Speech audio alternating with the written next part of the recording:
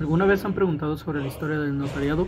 Bueno, si es así, en este video les vamos a presentar los antecedentes de algunas civilizaciones sobre este tema, tales como serían Grecia, Roma, Egipto, etc. Dicho esto, pasemos con la primera civilización.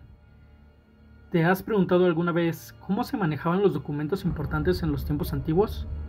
Al menos en la cultura hebrea, como en muchas culturas, era crucial tener formas de registrar acuerdos importantes. Piensa en los documentos legales de hoy, contratos, testamentos, acuerdos de negocios.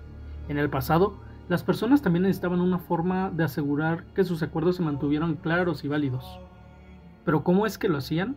En lugar de tener notarios modernos con sellos y firmas, los hebreos usaban métodos muy prácticos. Por ejemplo, para hacer que un acuerdo fuera oficial, a menudo recurrían a testigos. Los testigos eran personas confiables, que estaban presentes cuando se hacía el acuerdo, y ellos atestiguaban que ambas partes estaban de acuerdo con los términos.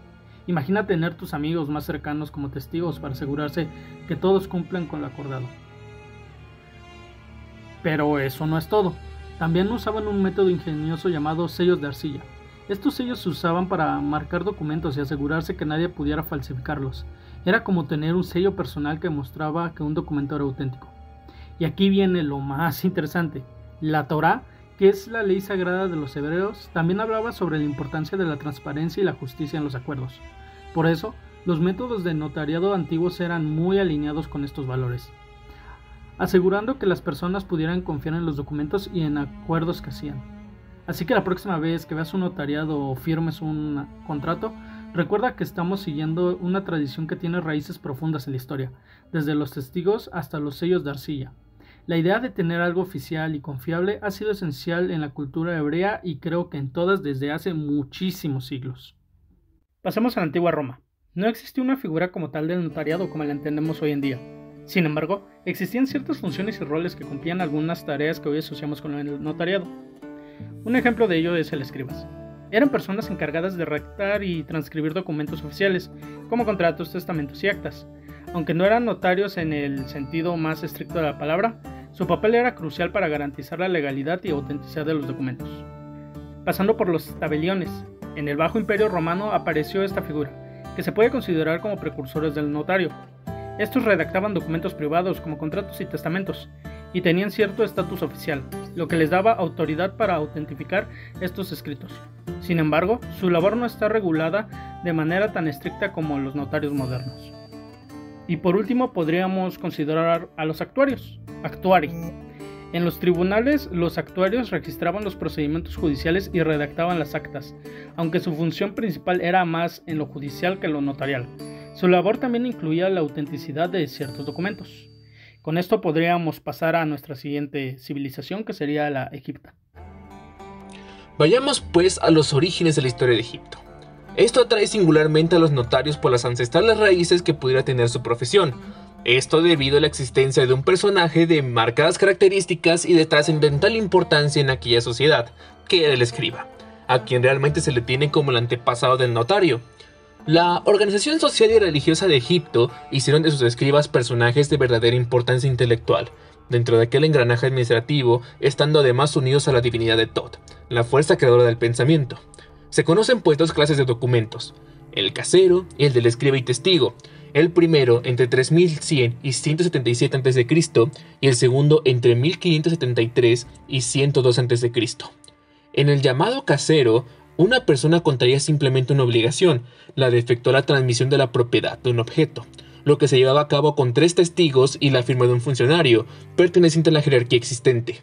En el caso del documento escriba y testigo, se trataba de la declaración hecha por una persona escrita y firmada por el escriba, de tal forma que resultaría prácticamente imposible alterar el papiro, material en cuya grabación los egipcios se convirtieron en verdaderos maestros. Pasando con el homónimo de Roma, en Grecia ya por el año 360 a.C., Aristóteles ya hablaba de los oficiales, como encargados de redactar los controles a quienes los consideraba necesarios para una ciudad bien organizada. Y justamente en Grecia, la función notarial predominó sobre la registradora, a diferencia de lo que sucedía en Roma. En Grecia, los notarios asumieron directamente la función registradora, tanto para los contratos celebrados entre particulares como para las convenciones internacionales. Así fue que en este pueblo, que existieron los oficiales públicos como encargados de redactar los documentos de los ciudadanos, estos oficiales públicos eran los notarios, los cuales tenían diferentes denominaciones, las cuales eran apógrafos o sígrafos. A veces eran llamados nemones o pronemones.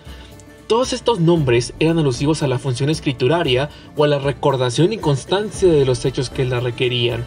Los sígrafos eran considerados como verdaderos notarios, cuya principal función consistía en llevar un registro público. Estos sujetos eran muy comunes en la ciudad de Atenas, en la cual no se otorgaba contrato alguno, si no se inscribía en registro público llevado por ellos. Cada tribu contaba con 2 de ellos, los cuales estaban más circunscritos a la familia o gentilicio y gozaban de grandes consideraciones y honores.